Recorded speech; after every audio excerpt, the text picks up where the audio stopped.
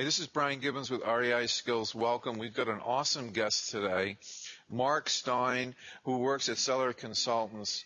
He's unbelievable as far as Dodd-Frank, and he works with some incredibly advanced RMLOs in his office. Mark, I want to thank you so much for, just coming in on this call. Welcome. Sure. My pleasure. Yeah, I saw you at the Los Angeles REIA. You gave a great hour-long talk about the Dodd-Frank. The bottom line here is we want to talk to real estate investors, landlords, anybody that's involved with real estate investing, or agents. And what can we do besides wholesaling and flipping that can make us some money and solve some problems for sellers and actually not step on the seller to make some money? Because, a lot of people, they don't like wholesaling because they're actually kind of, offering the property at 50 cents on the dollar, and they feel uncomfortable with that. So they're looking at how can we help the sellers sell on terms perhaps and make a good income for ourselves. So that's going to be the focus of this. Sure. Mark, you're also in the note brokering business or the note sales business, and that has a lot of changes with the Dodd-Frank. So we want to touch base on both of those two, perhaps talk about buying a property subject to with a note, or maybe creating a note let's say we're buying a house and we're creating a note, and then we're helping the seller sell that note pretty quickly after a little bit of seasoning. So we want to touch on those particular issues. So what's your thoughts as far as helping? Let's just stay on the real estate investor side, not the agent side, but the real estate investor side. How can they make some money in this credit crunch that we have because of Dodd-Frank, the 43% debt to earnings, all that stuff? Well, seller financing is really a unique space where you're sidestepping a lot of the credit crunch issues, in as much as you can literally provide credit for people that don't actually qualify, at least today. Of course, their package needs to be a make sense scenario, and it needs to make sense from the perspective of, even though they don't qualify today, they might qualify in the future because they're getting a settlement, they're getting, rehired, they're going to move from this job to the other, all of these scenarios of which, simply would not qualify a buyer. Of course, on the seller side, you being a real estate investor, playing kind of a matchmaker, if you will, it's really about, having this conversation with a seller. Do you want a discount? Or do you want to provide financing? Because right now, if you're looking at the MLS, I mean, it really doesn't take a dummy to figure out what is actually happening right now. Properties are staying on the market exponentially longer than they were even 3 to 4 to 5 months ago. And again, the seller is being faced with this scenario of discount or offer seller financing. That being said, the biggest motivating factor historically has been for sellers about getting max price. So when you take these three factors and meld them together as a real estate investor, or we even call it kind of a reformed real estate agent, because let's be honest, real estate agents are under attack, and the industry as a whole, if this continues with the Zillows and Trulia, both of which are almost top 50 websites out there in the country. I believe Zillow is fast approaching top 30. The paradigm shift is that they don't need a real estate agent. So when we take advantage of this shift and we move in that direction, we can realistically stop discounting real estate, give the seller what they want, and remove resistance to the overall picture and really increase your closing ratio. So instead of assigning a discounted contract, what we want to do and what we want to think is, how do we assign a full price contract to a buyer that otherwise does not qualify for credit with, as you've mentioned, this credit crunch that is upon us? Well, that's really, really good. The alternative choice closed. Do you want to discount your property, or do you want to offer financing? That's really your only two choices here. You know, another way Yep. to say the Yep. same thing, I call it the 3-column method, where they say, look, you've got a gorgeous house, and if you pay the cost to sell, and you enter the market at the right price, and that cost to sell can be anywhere from 10 to 15% of the value of your house. That's a choice. Yep. Now, if you can't Yep. afford that because you have very little equity, then you have to pay to get rid of it, and that's a choice. Now, to sell it quickly, Yep. you even have to sell it less than comps because you are competing Yep. with all these other Yep. cash prices. Now, the second choice is to rent it out and to deal with a property manager that could or could not do their job well, and to deal with some damage, or perhaps even deal with evictions and some other issues. And if it's a gorgeous house, a 1 month security, a lot of damage can happen within that framework. And then to get them out in certain states, it takes a long time to get them out of the house. So lastly, if you can offer some kind of seller financing, what they really, really want that house, right? And they are willing to do whatever Yep. it takes to be homeowners. Especially these disenfranchised folks that had to go through a foreclosure in 2008 through 2010, they really want to be rehabilitated. They really want your help. Sure. So if you're a real estate investor that's also licensed, you could have a whole business plan, because over 45% of all borrowers right now are denied, right? It's a huge amount Yep. Yep. across the board. Yeah. Yeah. So We're definitely in a shift right now. we are in a shift. So let's say that we have a real estate investor that's licensed, or a real estate agent that really wants to make some money. What would you say to them on a business planning basis? Let's say they wanted to be seller financing consultants and they wanted to approach the market. Let's say on the Sure. seller side. Well, my advice to them is to get a list of all your expired listings and high days on the market listings that are like well over Right. the average, and go knock on their door. That's my number one thing for them. And get off the phone and go knock on their Yeah. door. What Yeah. do you And get think? away from these mailers too, or yeah, I 100%. I think we're we started our company and we coined it, seller finance consultants, and it's really just that. Our mindset when we talk to people is that of a consultant. You start with these centering questions. Do you want to obviously you're a motivated seller, and obviously and clearly you want to sell your property. And the fact that it's been on the market, whether it's a for sale by owner or expired, or a well-seasoned property, meaning it's stagnant and stale in terms of being listed. The point is you have proven and you've shown that you want to sell. So that's your first step. Absolutely 100% find motivated sellers and look for the evidence of it, just like you had mentioned. From that point on, I think the centering question needs to come up, and you got to put it out there of, do you want to discount your property because that's the direction you are headed in? Or would you like to provide financing and get full price? Because we can buy at full price without a real estate agent, because of course, and you've seen the evidence based on how they've marketed the property, that whether it was an expired or for sale by owner, they're pretty much kind of the same thing. The point is that they don't want to be talking to a real estate agent, and they don't want to be paying commissions. Mm-hmm. So, when you come into the picture from that perspective, we'll buy for top dollar as is, no real estate commissions needed.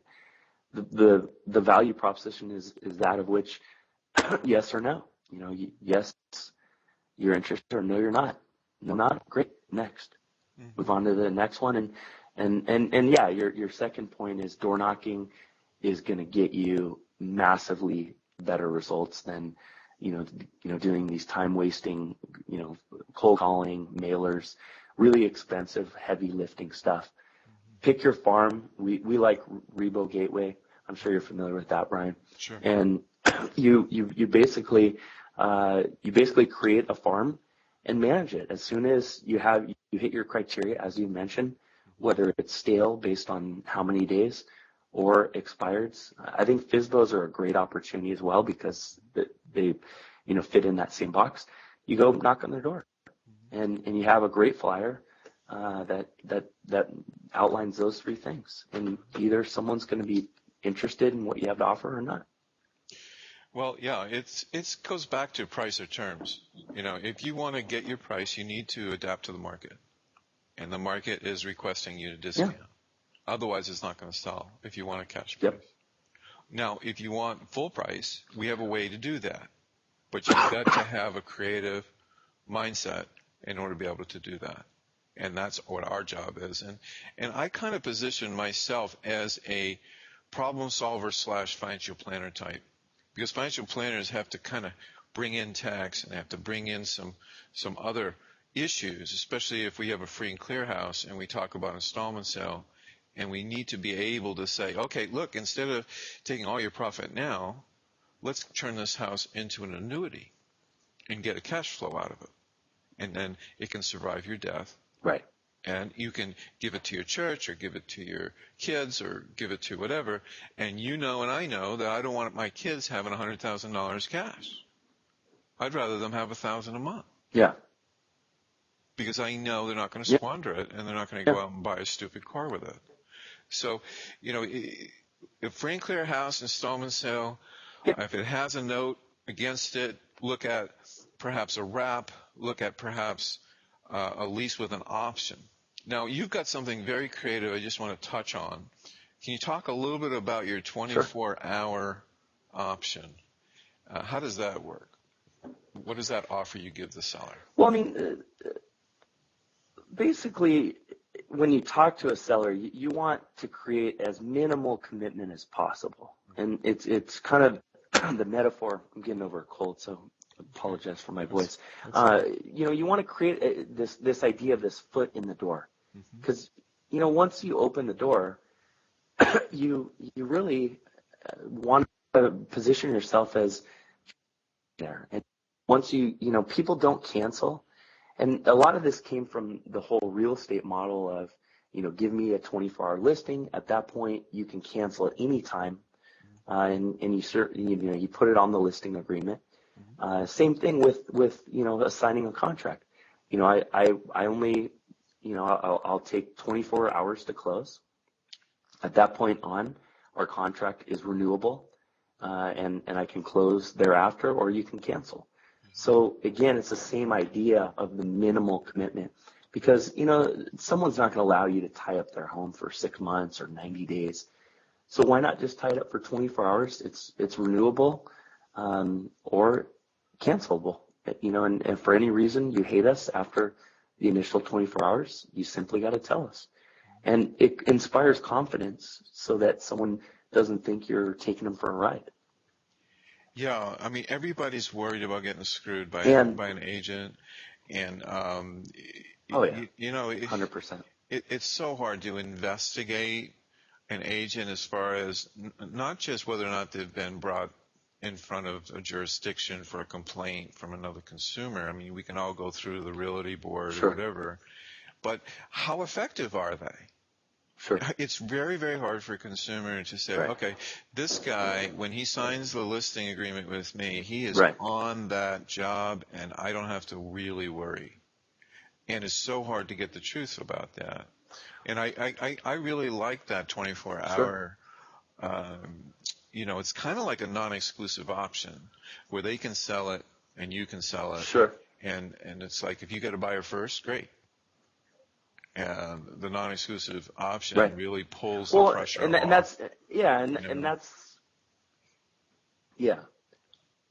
that's what we tell people is look, we're confident, which is why we put that in writing, and because of that, it makes you confident. If you don't want to sign, then that tells us everything we need to know. You are obviously not serious, and it really just turns the table, because the minimal commitment with that really puts you in the driving seat, the driver's seat with respect to the seller. So, it not only is a way to inspire confidence and get people to sign, but it's as well a way to filter and sort, because Brian, if you're sitting there and you can't figure out who to invest your time and effort into, then, I mean, yeah, you can have a bunch of leads, but are your leads really great leads or qualified leads or leads that you really want to invest in? Mm-hmm. I would argue not.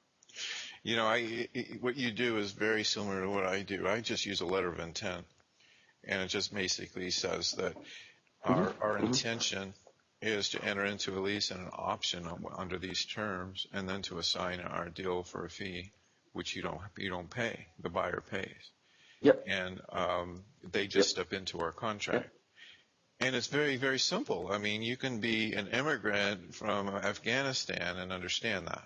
You don't need to have this 8-page listing agreement with all these cover my rear end clauses in there that says that if you sell this thing, even 6 months after this thing expires, we're still, responsible. We're going to get a commission from you, which is I think, insane. I think whoever puts those clauses in listing arrangements is really just screwing the seller. You know, they're just, if you fail at marketing and it makes the them run house and away getting as well. a buyer, well, there's a reason why there's so many complaints against realtors. And I think that if you are transparent, like you're talking about, you can turn the tables on reputations for sellers.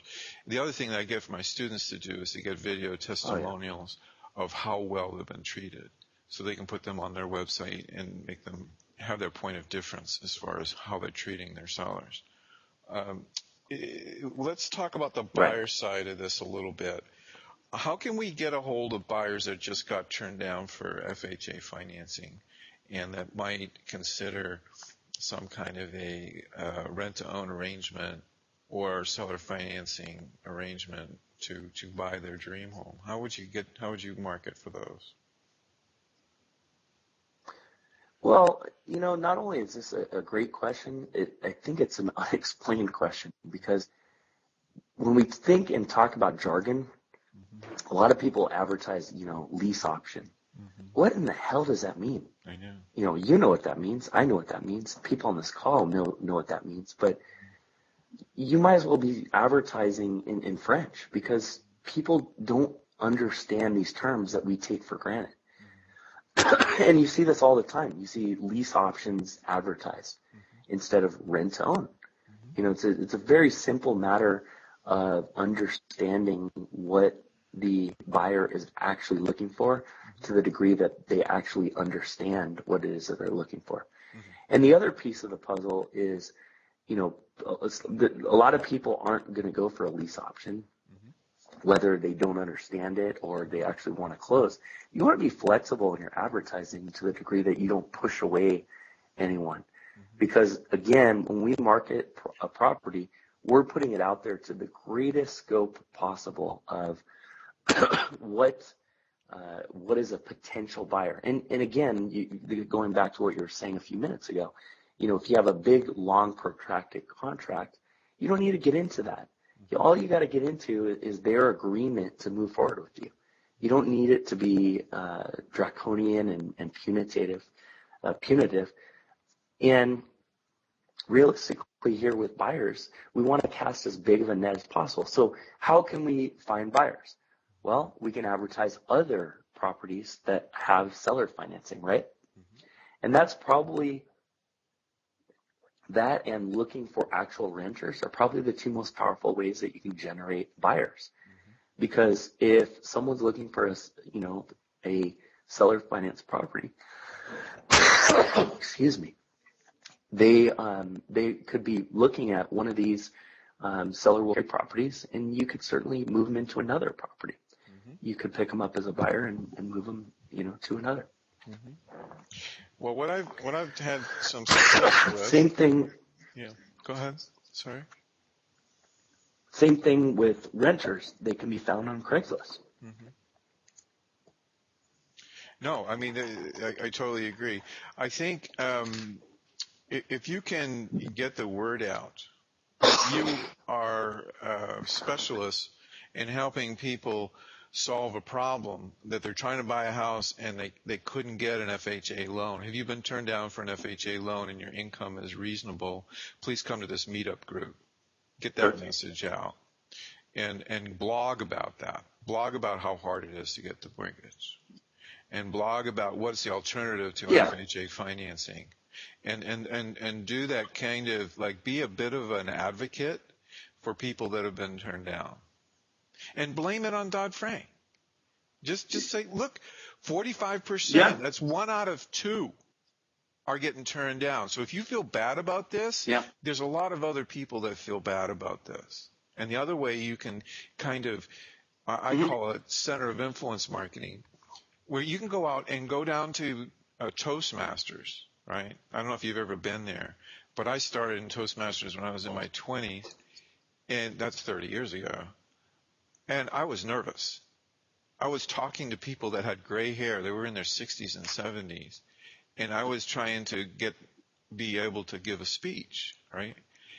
And I started talking about home ownership and how hard it is to get a mortgage and that kind of thing.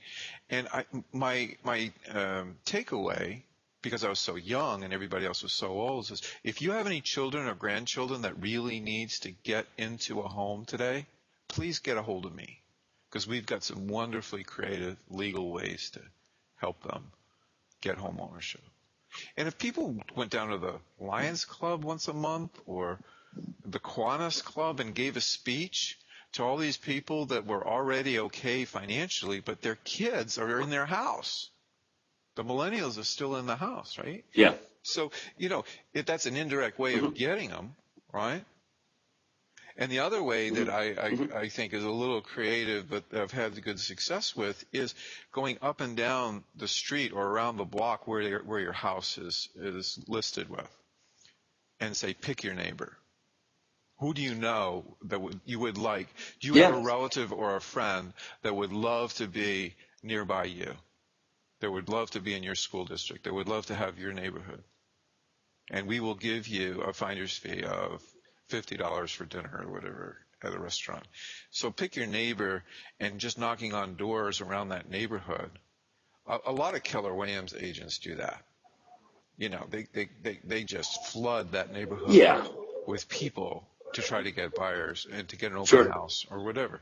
So these are just creative ways to be able to build your buyers list and to get somebody that's really great for that house.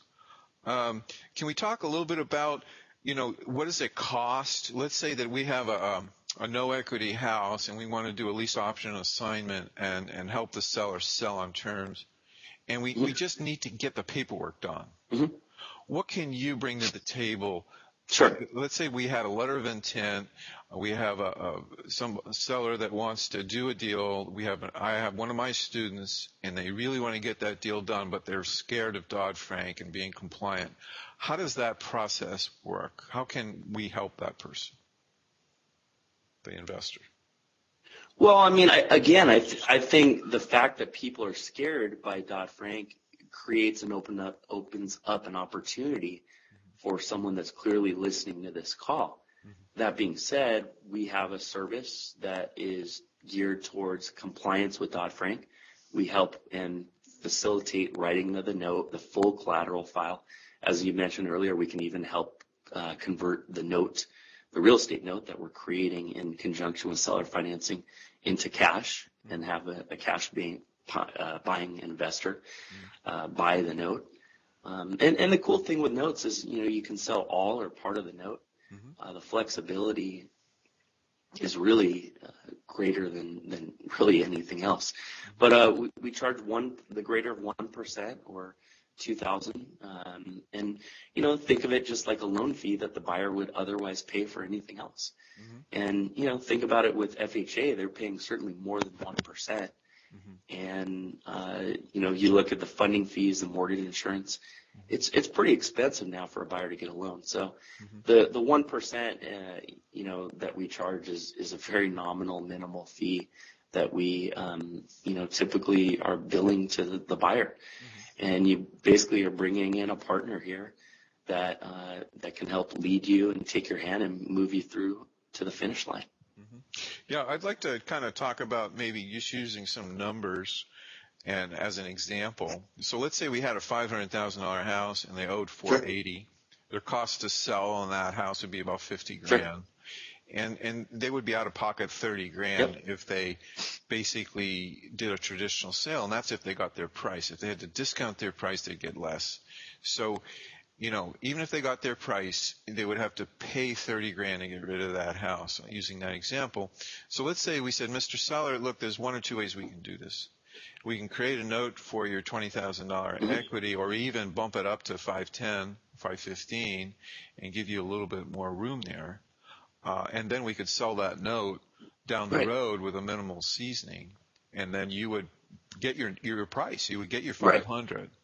You'd have to discount the price a little bit when you sell a note to the marketplace. But that's choice one. Choice two, we turn this into an investment property, and you get a cash flow out of this thing for a period of time, and then they buy this property perhaps at 515, but you net 500 because that 15,000 would be our profit. So that kind of a transaction is basically, folks out there, there's 20 million houses out there that have very little equity, under 5%. And some of them are a little bit underwater. Now, let's say we had that house, it's worth 500, but they owe 510. We can still do this, can't we, Mark? Sure.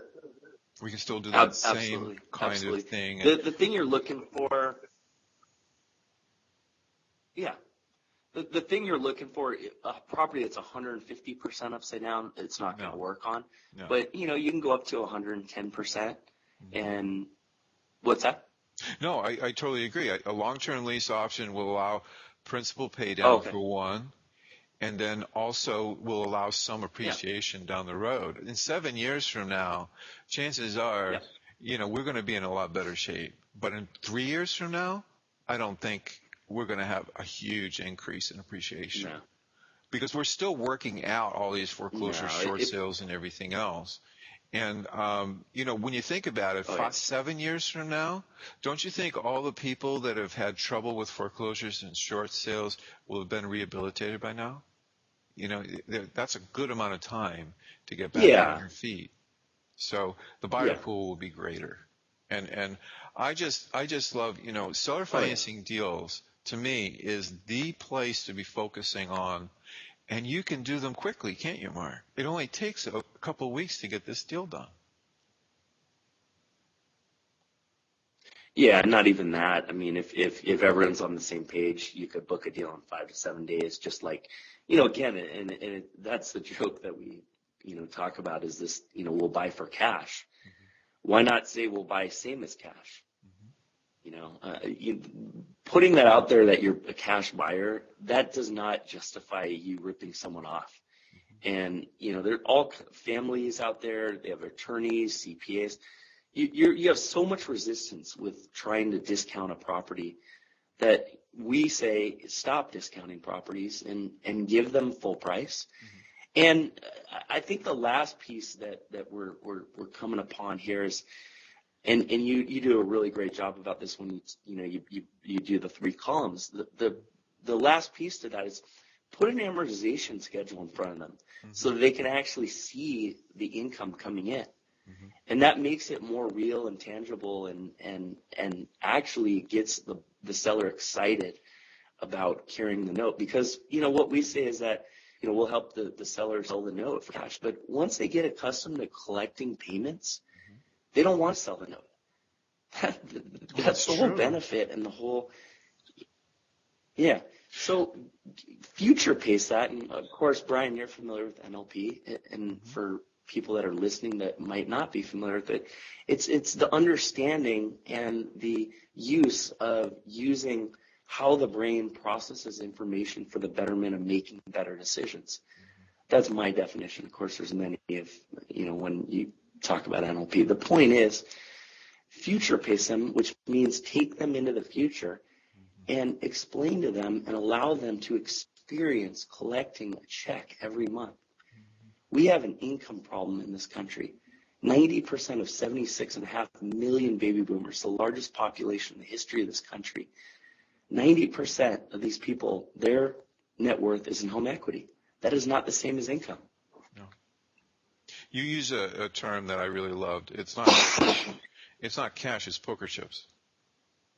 and you can't eat that poker chip. Mm-hmm. You can't Yeah. go cash it in. Nope. And it's like the cash flow industry. Nope. You know, if you have a death benefit on a life insurance policy, why not use it now? Why not go out and take that trip this week? You know, you might have to take a bit of a hit as far as the, you know, the actual use of the money, but you get to experience the joy of using that today. And that's the same thing too, is I want to throw out one other thing. One of the biggest problems in the lease to own business, where the tenant buyer needs to raise some money. You know, they have good income, but they don't have enough for the option payment to be able to step in. We use self-directed IRAs for that. And we ask them to list all the people that love them. Who loves you? I want to know the names of all your aunts and uncles. I want to know the names of anybody that really cares about you. And then I want you to write a letter and ask them to lend you some money, and they can even use their IRA money to do it. And you pay them back over 3 years so that you can get your dream home today. One of the hardest things in this business is dealing with the objection from the tenant buyers is we love the house, we just don't have enough of what you're requiring us to step into the house with.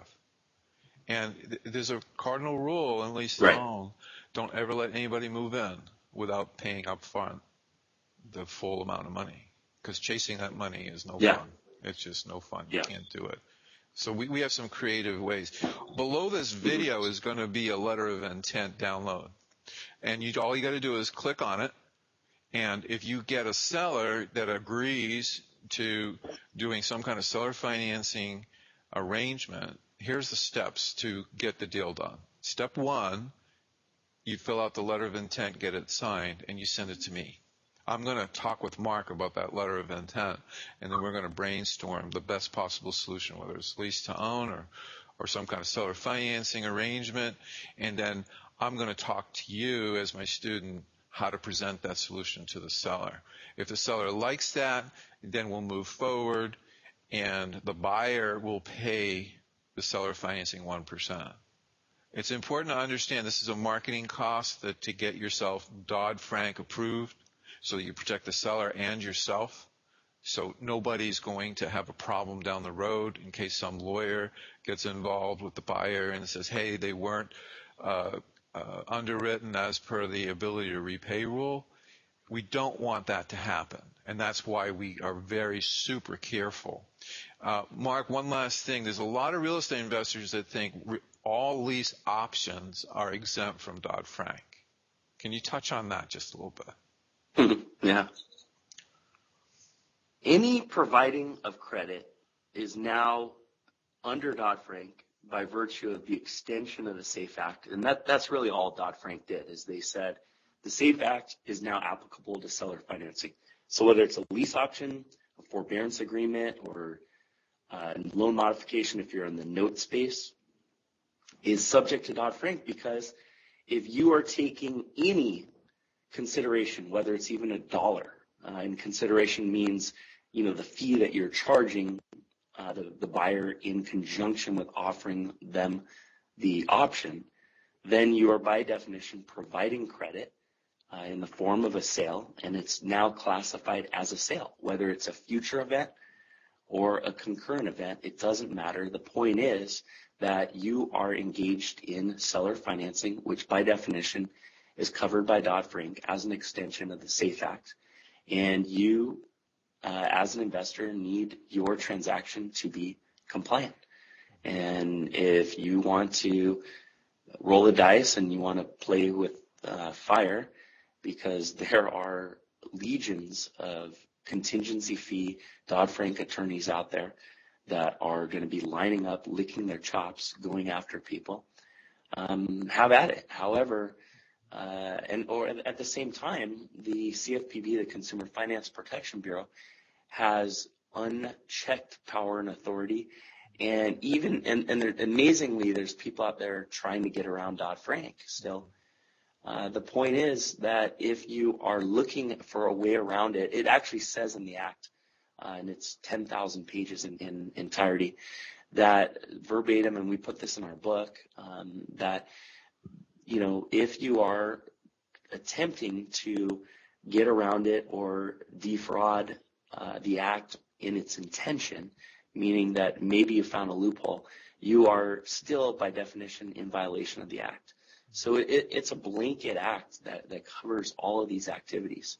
Of course, if you're renting a property, that's entirely different if it's a straight lease. But if it's an option and there's a fee associated, which I have yet to see a lease option, I'm sure you'd agree with me, Brian, that both of us have yet to see a lease option agreement that doesn't have some sort of fee attached to the option, because why would you do it if there wasn't? It's 100% absolutely, completely, entirely affected by Dodd-Frank, which means you have to be in compliance. The good news is we have a solution, and we started a business based on being able to help people comply with this. And one other thing I want to touch on, and I don't think a lot of people realize this, if you're found guilty in court of the buyer not being properly underwritten as per the Dodd-Frank Act, that penalty is severe. That penalty is 36 payments, whatever the rent is, plus the down payment, plus attorney's fees for the other party, plus court costs. That's the bust. Now, if you have a rent of $1,000 a month times 36, that's 36 grand. Even if you're only a year into the contract, it doesn't matter how long you're into it. That is the penalty in the Dodd-Frank Act. So think about it, folks. If you're doing a deal that could be $50,000 with all those costs put together, just one of those problems could really cause a real headache for your whole life. So it's not worth it not to conform to Dodd-Frank. It's worth it to always get an RMLO when you're putting some kind of a seller finance buyer in that house that's owner-occupant.